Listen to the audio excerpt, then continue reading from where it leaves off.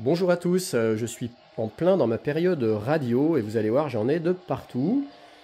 Là, j'ai un petit récepteur que je me suis fait. Là, c'est celui que j'ai présenté dernièrement. Je chope de la FM avec un petit montage très simple. Ça, c'est un autre récepteur qui chope que je l'ai présenté il y a très longtemps, celui-là.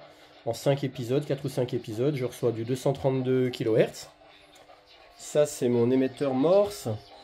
Ça, c'est le récepteur que je viens de me faire. Je l'ai vu sur la chaîne de Electrobidouilleur. C'est comment se faire très facilement un récepteur FM. C'est pas si facile que ça. Il fera l'objet d'une vidéo. Donc là, je suis content, j'arrive à recevoir. Ça, j'ai essayé de me faire une radio récepteur Foxhall avec une lame de rasoir, un petit bout de crayon, une bobine. Bon, je ne suis pas arrivé à faire marcher. Et là, pour ce montage-là, quand je présenterai ma vidéo, je vous dirai qu'il faut des transistors RF. Et j'en avais trouvé deux, mais je ne sais pas s'ils sont très bons. Je ne sais pas s'ils montent assez haut en fréquence. Et du coup, je me suis dit, le meilleur moyen, c'est d'aller dans une déchetterie. Donc là, je vais couper. Le meilleur moyen, c'est d'aller dans une déchetterie et puis d'essayer de choper des vieilles radios, parce que j'ai pas envie de démonter ça, ça marche. Ça, c'est mon scan Yaesu, par contre. Et je me suis dit, parce que le but, en fait, le but ultime, c'est que je voudrais arriver à choper, me faire un récepteur AM pour choper la fréquence de l'aéroport de Mété ou la fréquence de la tour de contrôle de Genève avec les avions en approche. Donc là, j'ai les fréquences, j'arrive à les choper avec mon scan Yaesu, qui est ici. Mais j'aimerais arriver à me faire un récepteur qui choperait ça donc en AM dans du mégahertz, entre 118, 136 ou 120 MHz. Donc ça, c'est le but ultime. Alors du coup, là, je suis allé en déchetterie et regardez, bingo, regardez, jackpot, regardez sur quoi je suis tombé. Et en fait, pour le coup, je suis tombé sur une déchetterie de mon village où le gars, ils sont vraiment intelligents. Parce que, déjà, il y avait ces deux radios là qui étaient sur le plateau prêtes à partir, qui venaient d'être données. Alors, gros coup de chance, gros coup de hasard. Il se trouve que c'est ma cousine qui venait de les mettre. Parce que j'ai vu ma cousine, elle m'a dit tiens, qu'est-ce que tu fais là? Je lui dis tiens, t'aurais pas des radios? Elle m'a dit si, je viens d'en mettre deux. Mais elles y sont plus. Oui, j'ai dit oui, c'est moi qui viens de les prendre. Et du coup, j'ai demandé au gars de la déchetterie s'ils avaient d'autres radios. Il m'a dit je sais pas, mais allez voir. Et du coup, il a accepté que j'aille voir à l'intérieur et regarder sur quoi je suis tombé. C'est magnifique.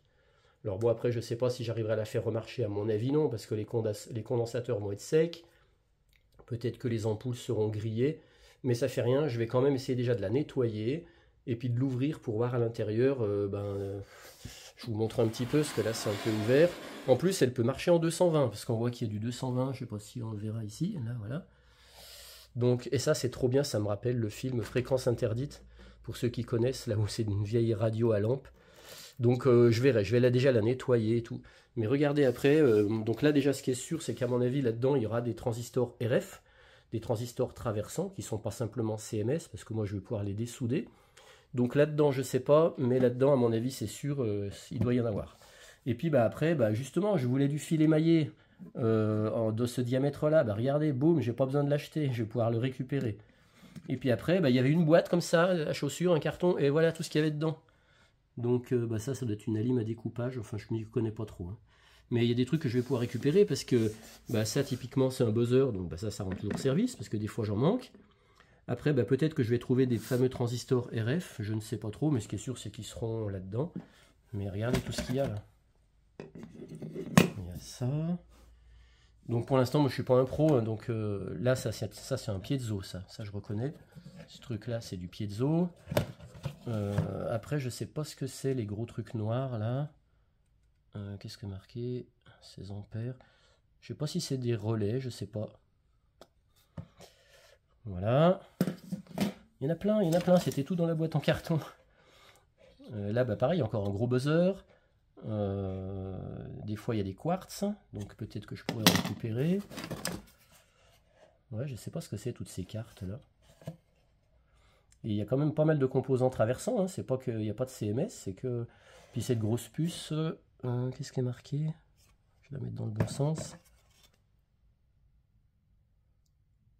Ouais, ça je sais pas ce que c'est. Mais bon, il y a des trucs que je pourrais récupérer, c'est sûr. Des petits switches, voilà, des trucs à dessouder. Ça, qu'est-ce que c'est ça? Que je vais mettre dans le bon sens. Ouais, les pros sauront tout de suite, hein. Moi, pour l'instant, je reconnais pas. Là, ça va être une partie à lime. Ouais, on voit qu'il y a deux parties. Une partie en vert foncé, une partie en vert clair. Donc je pense qu'en gros, il y a une partie courant faible et puis une partie tension plus élevée. Enfin, je sais pas trop. Tiens, là, il y a un quartz, ici. Ça, c'est un quartz.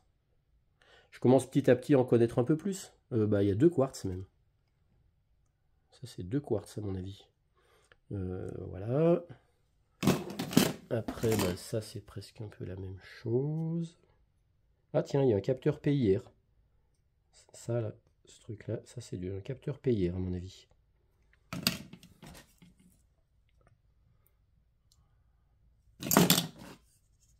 Là, il y a un relais. En gris, à mon avis, c'est un relais.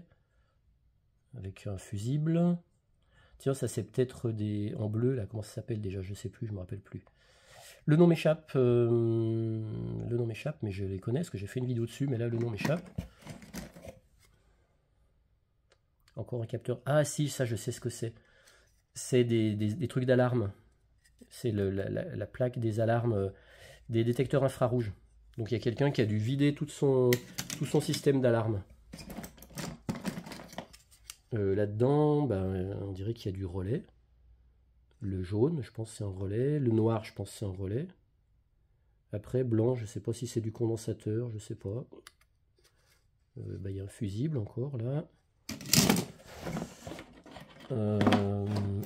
Bah, ouais, c'est des petits capteurs. Là, vous savez ce qui se met contre les murs pour détecter les détecteurs de présence, pour les alarmes. Tiens, ça, j'avais pas vu que j'avais embarqué ça, qu'il y avait ça dans la boîte. C'est un moteur synchrone, 30 volts, 50 Hz. Donc, est-ce que c'est un moteur pas à pas? Je ne sais pas, non, pas sûr, parce qu'il n'y a que deux. Il n'y a que deux pattes, donc peut-être pas. Là, je découvre en même temps que vous, parce que ça, j'ai pas regardé la déchetterie. Mais voilà, pour une fois, je trouve que le mec, il était intelligent, il a accepté de me laisser rentrer et de farfouiller dans le... Et encore, j'ai pas pu accéder au fond des containers. Voilà. Mais bon, je trouve que la belle surprise, c'est quand j'ai vu ça, j'ai dit, ah non, ça, je peux pas y laisser, c'est pas possible. C'est trop beau, et ça me rappelle le film Fréquence Interdite. D'ailleurs, le film, bah, je l'ai là, je vais vous... Bah voilà, il est là. C'est ça. Celui-là, je le conseille, il est super, ce film. Il est vraiment super, ceux qui ne connaissent pas. Voilà, donc là, bah, maintenant, je vais vous reprendre dans le bon sens pour vous dire...